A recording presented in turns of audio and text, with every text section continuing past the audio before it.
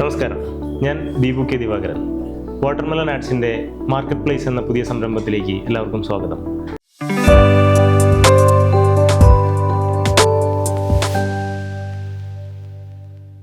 ഇത് നമ്മളുടെ ഫസ്റ്റ് എപ്പിസോഡാണ്.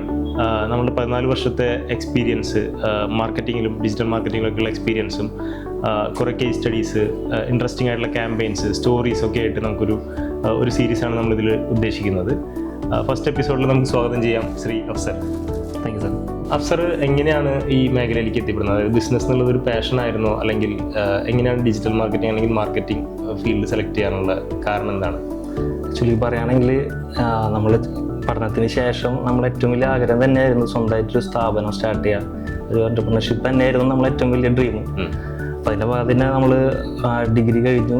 ഫ്രാൻസിലായിരുന്നു മാസ്റ്റേഴ്സ് ഡിഗ്രി കഴിഞ്ഞിരുന്നത്. കോഴ്സ് കഴിഞ്ഞ് തിരിച്ചു വന്നതിന് ശേഷം നമുക്ക് ഫാദറിൻ്റെ ബ്രദറിൻ്റെ ഒരു PSC കോച്ചിങ് സെൻ്റർ ഉണ്ട്. അതിൻ്റെ ഒരു പ്രീമിയം സിവിൽ സർവീസ് അക്കാദമിയാണ് ശരിക്കും നമ്മൾ തൃശ്ശൂരിൻ്റെ പ്രൈം ലൊക്കേഷനിൽ തന്നെ സ്റ്റാർട്ട് ചെയ്തത്. അതായിരുന്നു ഫസ്റ്റ് നമ്മൾ സ്റ്റാർട്ട് ചെയ്തത്. അതായത് നമ്മൾ ഫസ്റ്റ് ഒരു ജേണി എന്ന് പറയുന്നത് ബിസിനസ് ജേണിയിലേക്ക് സ്റ്റാർട്ട് ചെയ്യുന്നത്.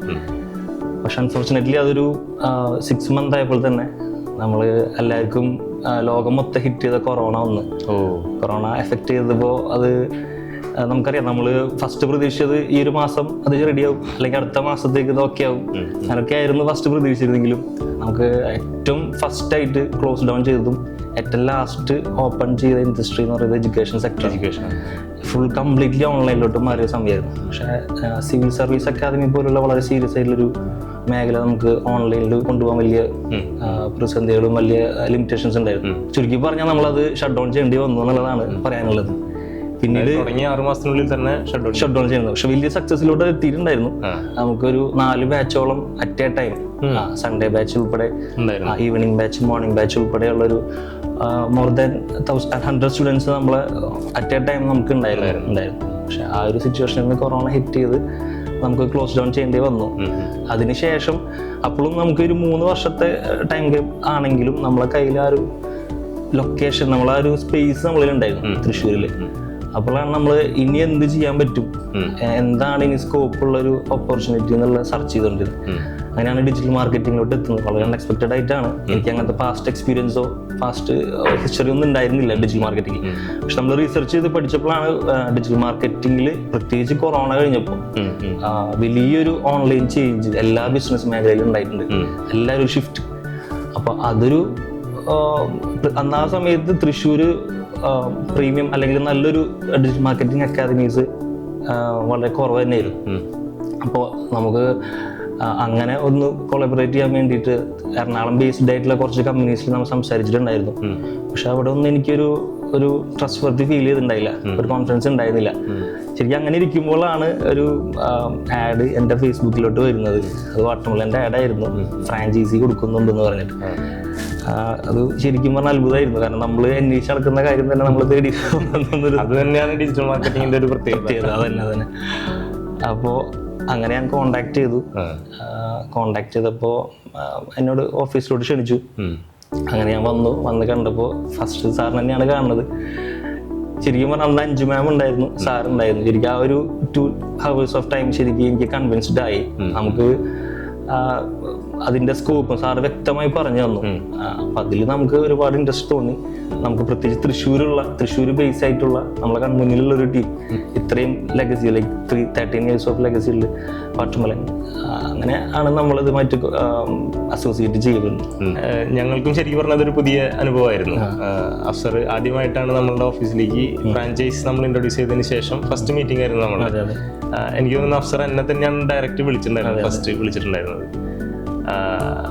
അപ്പോൾ അങ്ങനെയാണ് നമ്മൾ ആദ്യമായിട്ട് കണ്ടുമുട്ടുന്നതും. പിന്നെ എങ്ങനെയുണ്ടായിരുന്നു അവിടെ നിന്നുള്ള ഒരു ജേണി, നമ്മളുടെ ട്രെയിനിങ്ങും കാര്യങ്ങളൊക്കെ ആയിട്ട്? ഇനീഷ്യലി നമ്മൾ ആ ഒരു ഓപ്പർച്യൂണിറ്റി നമ്മൾ ആദ്യം കൺവിൻസ്ഡ് ആയി. പക്ഷെ ഇത് നമ്മളെ മുന്നിൽ എന്താ പറയുക, ഫാമിലിക്ക് ഇത് എത്രത്തോളം മനസ്സിലാവും, നമ്മളൊരു ഇൻവെസ്റ്റ്മെന്റ് ചെയ്യാൻ പോവാണ്, പുതിയൊരു മേഖലയിലേക്ക് കടക്കാൻ പോവാണ്. അപ്പോൾ അത് നമ്മുടെ ഡിസിഷൻ ആണെങ്കിലും ഫാമിലിനെ ഇത് കൺവിൻസ് ചെയ്യേണ്ട ഒരു കാര്യം ഉണ്ടായിരുന്നു. അപ്പോൾ അത് വലിയൊരു ചലഞ്ചിങ് ആയിരുന്നു. പക്ഷെ വീണ്ടും ഞാൻ വൈഫിനോടൊത്ത് വീണ്ടും സാറിനെ കാണാൻ വന്നിട്ടുണ്ടായിരുന്നു. ആൻഡി മാം ഉൾപ്പെടെയുള്ള ഒരു മീറ്റിംഗ് ഉണ്ടായിരുന്നു.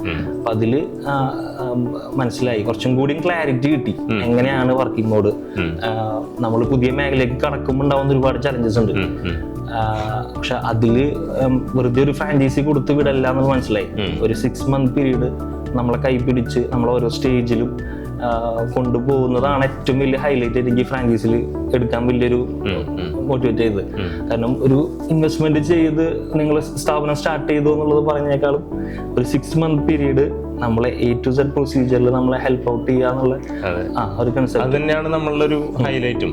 നമ്മൾ ഏറ്റവും കൂടുതൽ ശ്രദ്ധിച്ചിട്ടുള്ളതും ആ ഒരു മേഖലയിൽ തന്നെയാണ്. ട്രെയിനിങ്ങും അതേപോലെ തന്നെ ഇൻക്യുബേഷനും കാര്യങ്ങളാണ് നമ്മൾ ഏറ്റവും കൂടുതൽ ശ്രദ്ധിച്ചിട്ടുള്ളത്. അതിനുശേഷം നമുക്ക് നമ്മൾ ആ തീരുമാനത്തിൽ ഫൈനലൈസ് ചെയ്തു. നമ്മൾ സ്റ്റാർട്ട് ചെയ്തു. ഇനീഷ്യൽ ട്രെയിനിങ്ങിലും എനിക്ക് എടുത്തു പറയേണ്ട ഒരു കാര്യം, ഒരു എന്റർപ്രണർഷിപ്പ് സൈഡിൽ നിന്ന് എങ്ങനെ ചിന്തിക്കണം, ഒരു ഡിജിറ്റൽ മാർക്കറ്റിംഗിന്റെ ട്രെയിനിങ് ആയിരുന്നില്ല എനിക്ക് തന്നത്. ഒരു ബിസിനസ് ഓണറിന്റെ പെർസ്പെക്റ്റീവിൽ എങ്ങനെയാണ് ഇത് മുന്നോട്ട് കൊണ്ടുപോകേണ്ടത് എന്നുള്ള ഒരു ട്രെയിനിങ്ങും ഒരു കോച്ചിങ് ആയിരുന്നു നമുക്ക് തന്നത്. അത് വലിയ ഹെൽപ്ഫുൾ ആയിട്ടുണ്ട്. എനിക്ക് തോന്നുന്നു അഫ്സർ അന്ന് മീറ്റിങ്ങിന് വരുമ്പോ മാരേജ് കഴിഞ്ഞിട്ട് അധികം ആയിട്ടില്ല എന്ന് തോന്നുന്നു. അതെ, ഒരു വിത്തിൻ 2 monthsലാണ് മാരേജ് കഴിഞ്ഞത്. ഹണിമൂൺ ടൈം ആയിരുന്നു. അപ്പോൾ എങ്ങനെയായിരുന്നു ഫാമിലിയുടെ ഭാഗത്തു നിന്നുള്ള സപ്പോർട്ടും അല്ലെങ്കിൽ അവരുടെ ഒരു റെസ്പോൺസ് എങ്ങനെയായിരുന്നു? ആക്ച്വലി വൈഫിന് പൂർണ്ണമായിട്ട് വിശ്വാസം ഉണ്ടായിരുന്നു. ആള് ശരിക്കും രണ്ടാമത്തെ മീറ്റിംഗ് വൈഫും കൂടി ഉണ്ടായിരുന്നല്ലോ. അപ്പൊ അതിന് ആൾക്കും ഒക്കെ ആയിരുന്നു. പക്ഷെ ഏറ്റവും വലിയ ചലഞ്ച് വീട്ടിലെ നമ്മളെ ഫാദർ മദർ അവരെ കൺവിൻസ് ചെയ്യാനായിരുന്നു. കാരണം വേറെ ഒന്നുമല്ല, ഒരു ബാഡ് എക്സ്പീരിയൻസ് ബിഫോർ ഉണ്ടായിരുന്നു. അത് ഒരു കൊറോണ ടൈമിൽ തന്നെ നമ്മൾ സ്റ്റക്കായിട്ട് വീട്ടിലിരിക്കുന്ന ടൈമിൽ നമ്മളെ കുവൈറ്റിൽ നിന്നുള്ളൊരു നമ്മളൊരു ഫ്രണ്ട് വിളിച്ച് ഒരു പ്ലാൻ ഉണ്ടോ, ഒരു ഐഡിയ ഉണ്ട്, വെറുതെ ഇരിക്കല്ലേ നമുക്ക് ചെയ്യാം എന്നൊക്കെ പറഞ്ഞ് നമ്മുടെ ആള് നാട്ടിലേക്ക് വരുന്നുണ്ട്. അങ്ങനെ നാട്ടിലേക്ക് വന്നിട്ടാണ് ഒരു MLM കമ്പനിയുടെ ശരിക്കും മാർക്കറ്റിംഗ്. പിന്നെ അതില് നമ്മുടെ ഏജും അങ്ങനെയാണല്ലോ. നമ്മളൊരു ഏജ് എന്ന് പറഞ്ഞാൽ ഒരു 20s സമയത്ത് പൈസ ഉണ്ടാക്കണം, നമ്മൾ അട്രാക്ട് ചെയ്യപ്പെടുന്നത് ഭയങ്കര എന്താ പറയാ, അങ്ങനത്തെ പോർഷായിട്ടുള്ള ആ ലൈഫാണ് നമുക്ക് അവർ ഷോക്കേസ് ചെയ്യുന്നത്. അപ്പൊ നമ്മളെല്ലാരും നോർമലി അട്രാക്ട് ചെയ്യപ്പെടും. പക്ഷെ അത് ഒരു സ്കാം ആണെന്ന് പറയാൻ പറ്റുമെന്ന് എനിക്കറിയില്ല. ഞങ്ങള് ശരിക്കും അതിൽ പരാജയമായിരുന്നു. പക്ഷെ നമ്മൾ അത്യാവശ്യം സമയം അതിനുവേണ്ടി ഇൻവെസ്റ്റ് ചെയ്തിട്ടുണ്ട്. നമ്മുടെ ടൈം ഒരുപാട് സമയങ്ങൾ ഫിസിക്കൽ മീറ്റിംഗ്സും ഓൺലൈൻ മീറ്റിംഗ്സും ഒരുപാട് സമയം നമ്മൾ അതിൽ ശരിക്കും ഒരു പേഴ്സണൽ ട്രസ്റ്റ് ആണ് അതിൽ വർക്കൗട്ട് ആണ്. ഒരാളെ വിശ്വാസത്തെയാണ് മറ്റൊരു ചൂഷണം ചെയ്യപ്പെടാന്നുള്ള രീതിയില്ല. അപ്പൊ നമ്മളെ വിശ്വസിച്ച് വന്ന ആളുകളുണ്ട്, നമ്മൾ വിശ്വസിച്ച ആളുകളുണ്ട്. പക്ഷെ ഇതൊന്നും വർക്കൗട്ട് ആയില്ല എന്നുള്ളതാണ് സത്യം. അപ്പൊ ആ ഒരു ബാഡ് എക്സ്പീരിയൻസ് അല്ലെങ്കിൽ പാസ്റ്റ് ഹിസ്റ്ററി ഉള്ളതുകൊണ്ട് തന്നെ വീട്ടില് നമ്മൾ പറയുമ്പോ ഡിജിറ്റൽ മാർക്കറ്റിംഗ് പ്രത്യേകിച്ച് ഒന്നും അറിയില്ലല്ലോ. അപ്പൊ അവരും ഭയങ്കര പേടിയായിരുന്നു, എന്തായാവും എങ്ങനെയാവും എന്നുള്ളതിൽ. പക്ഷെ എനിവേ വൈഫിന്റെ സപ്പോർട്ട് ഒരു ക്രൂഷ്യൽ ഘടകമായിരുന്നു. പിന്നീട് കൺവിൻസ് ചെയ്തു. അങ്ങനെ തൃശ്ശൂർ ബേസ് ചെയ്തിട്ടുള്ള റിയൽ ആയിട്ടുള്ള ഒരു ടീമാണ്, അല്ലാതെ ഓൺലൈനിന്റെ പിന്നിലിരുന്നില്ല ഒരു സംഭവം അല്ല എന്നുള്ളത് മനസ്സിലായി.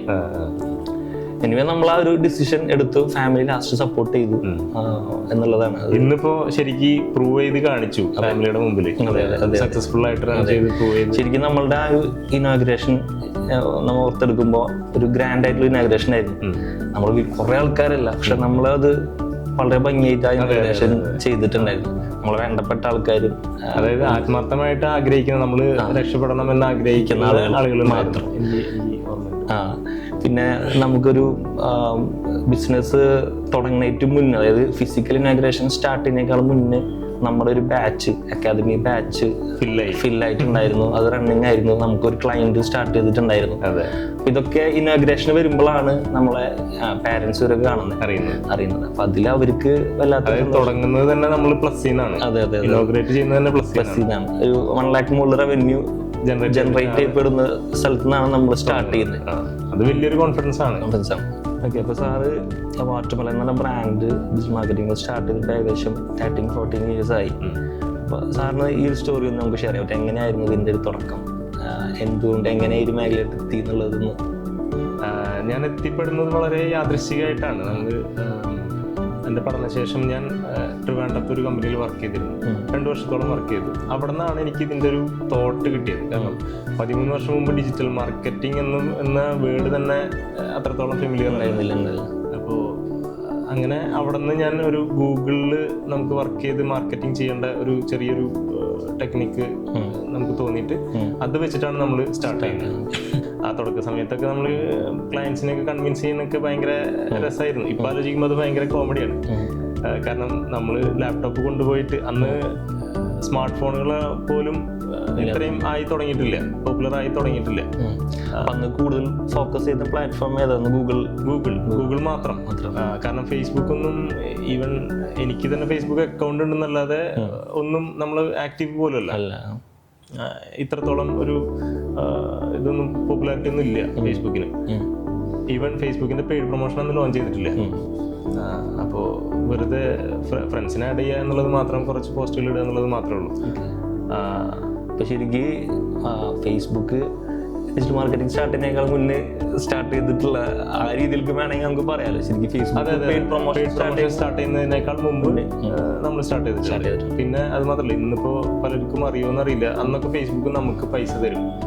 അതായത് ആഡ് ക്രെഡിറ്റ് തന്നിട്ട് നമ്മളെ കൊണ്ട് പരസ്യം ചെയ്യിപ്പിക്കും. അത് നമ്മളെ പഠിപ്പിക്കുന്നതാണ്.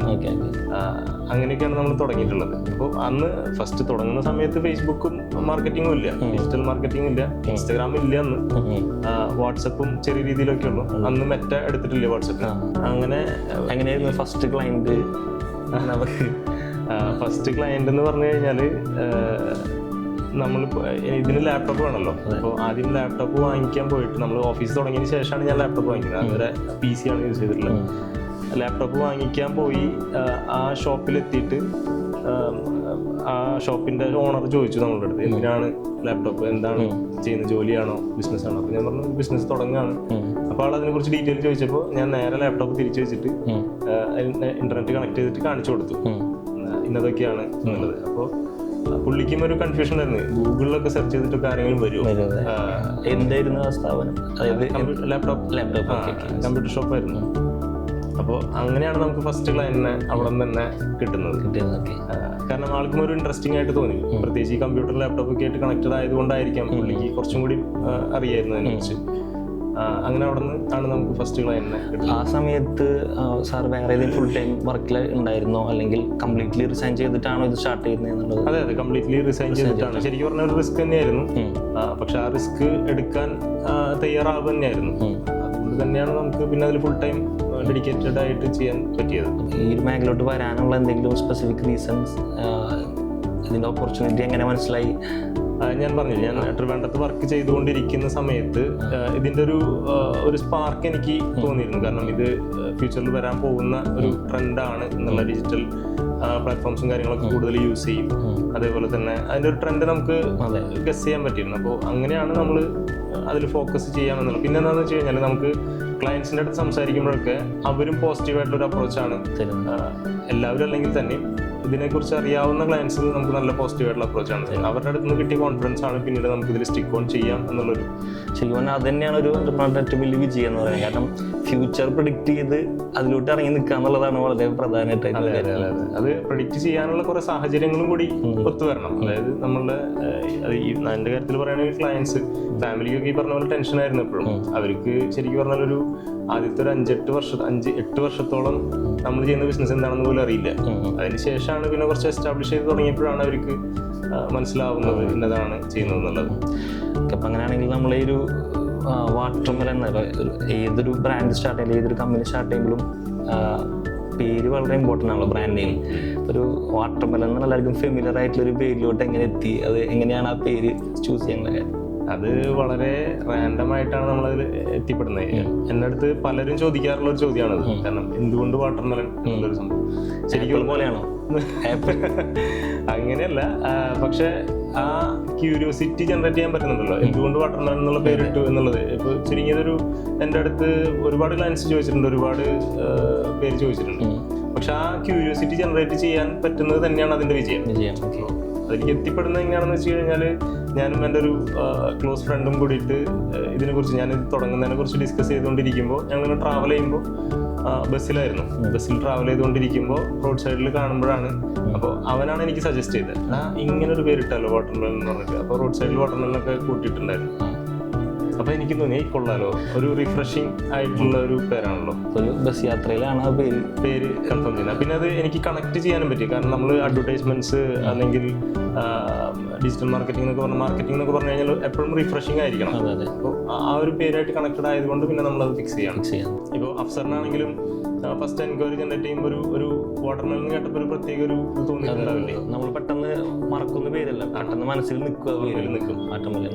സാർ പറഞ്ഞപ്പോൾ അതുമായി ബന്ധപ്പെട്ടിട്ട് കുറെ ആൾക്കാർ ചോദിച്ചിട്ടുണ്ടെന്ന് പറഞ്ഞാൽ എന്തെങ്കിലും രസകരമായിട്ടുള്ള അനുഭവം അതുണ്ട്. അത് ഈ പേരിന്റെ ഇട്ടത് കൊണ്ടുള്ള ഒരു അനുഭവം എന്താണെന്ന് വെച്ച് കഴിഞ്ഞാൽ, ഒരു അനുഭവമല്ല, പല അനുഭവം ഉണ്ടായിട്ടുണ്ട്. അത് എനിക്ക് മിക്കവാറും സമ്മർ സീസണിലൊക്കെ കോൾസ് വരാറുണ്ട്. അധികം തമിഴ്നാട്ടിൽ നിന്നാണ് കോൾസ് വരാറുള്ളത്.